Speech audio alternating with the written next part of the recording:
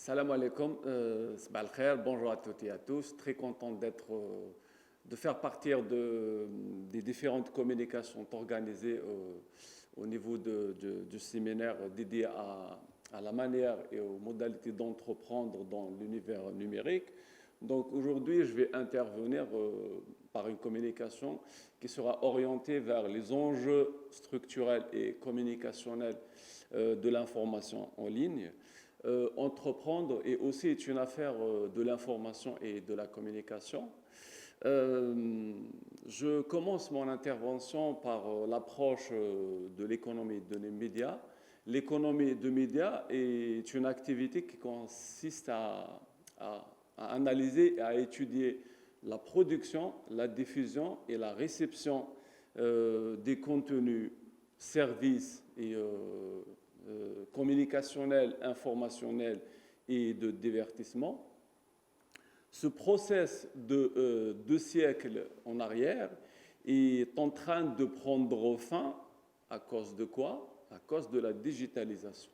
Donc la numérisation et l'accélération numérique met dans l'embarras le modèle classique de l'information d'une manière globale, qui est considéré comme un modèle BFAS. BFAS, pourquoi? Parce qu'une partie de ce modèle économique dédié à l'information, aux différents types de médias, est un modèle qui est basé sur les usagers et sur les consommateurs. L'économie des médias traite la consommation des médias pendant que les usagers sont traités et sont généralement étudiés par les différentes recherches et études des influences et des usagers des médias.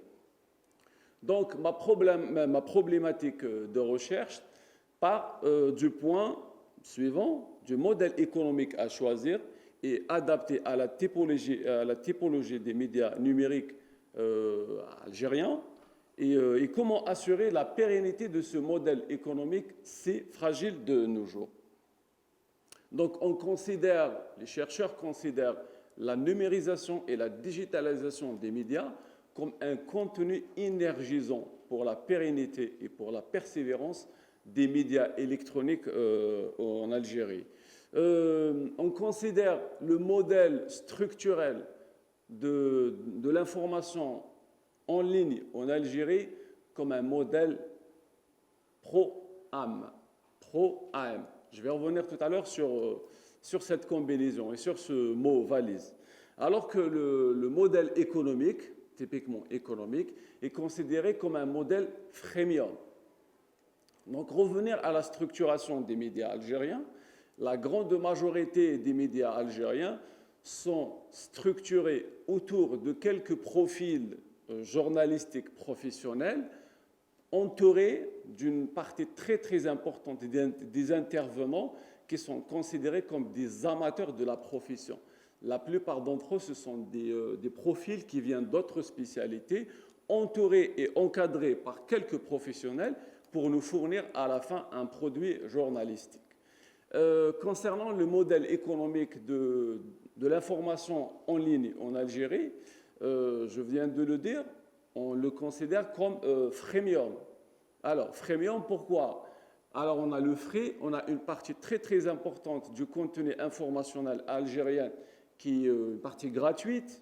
Donc, elle est gratuite, elle est offerte, on est en open. Tout le monde pourra consulter et aura à exploiter ce genre d'informations. Alors que l'autre partie, elle est payante, donc le premium. C'est une combinaison entre le free et le premium. Alors, le premium, comment? Donc, beaucoup de journaux en ligne algériens nous offrent des aperçus qui sont gratuits et après, pour pouvoir explorer et prendre en considération l'ensemble du contenu, on passe à une modalité payante. Alors, une modalité payante parce qu'on nous renvoie vers l'achat d'un dispositif classique, à titre d'exemple un journal de la presse papier, où on travaille aussi sur des modèles du paiement électronique à l'instar de quelques expériences qui sont aujourd'hui en place. On peut prendre l'exemple de l'OATAN qui offre cette possibilité d'acquérir un contenu payant, ou également un modèle typiquement électronique comme TIASA, et d'autres expériences qui sont aujourd'hui dans leur plutôt dans une période exploratrice.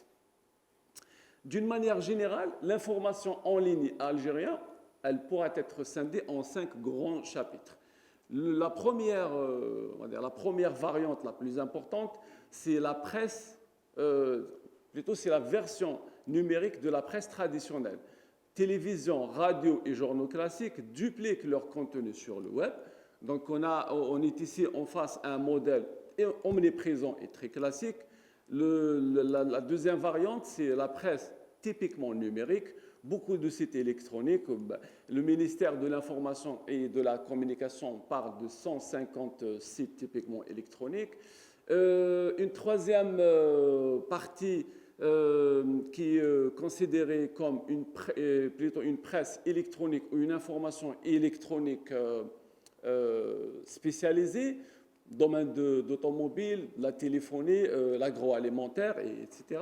Une quatrième variante qui est typiquement citoyen, c'est des gens ordinaires qui, grâce aujourd'hui aux facilitations sur le web, on crée un site et on diffuse des informations soit locales ou nationales.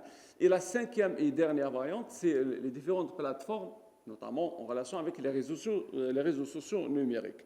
Donc notre hypothèse de départ pour ce travail stipule qu'au préalable, il y a une absence d'un standard, il y a une absence de différentes combinaisons et un pilotage économique de la presse en ligne algérienne.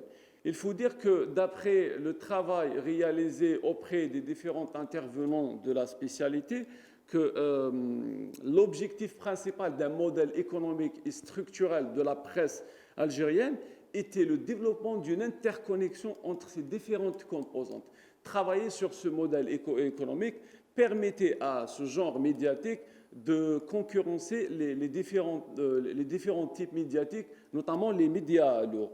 Donc, le modèle algérien et la structuration économique est basé sur 2 éléments. On a une doctrine typiquement publicitaire et on a de l'autre côté un travail qui est en train de se faire sur la possibilité d'exploiter l'abonnement numérique. Au bout de cette expérience, on nous donne que la presse ou l'information en ligne algérienne s'appuie sur 90% de ses revenus à la publicité en ligne. Ce process qui a été mal planifié et sans aucune période de transition est considéré encore aujourd'hui comme un process amateur et aventuriste. Éventuellement, on est en train de dupliquer l'expérience de l'ouverture à la presse écrite et aux médias lourds durant l'ouverture démocratique en 1989. Donc, pour les professionnels de l'information en ligne en Algérie, l'argent est synonyme de la dominance. Et beaucoup de ces professionnels nous ont dit que, de préférence, il faut avoir une multitude d'abonnés et d'intervenants et de petits participants que d'avoir un seul actionnaire au sein d'une rédaction. Donc, le comble, c'est que ces intervenants, notamment les financeurs de l'information électronique qui est considérée aujourd'hui comme un bien marchand, ne considèrent jamais cette partie comme des investissements, ils la considèrent comme des aides.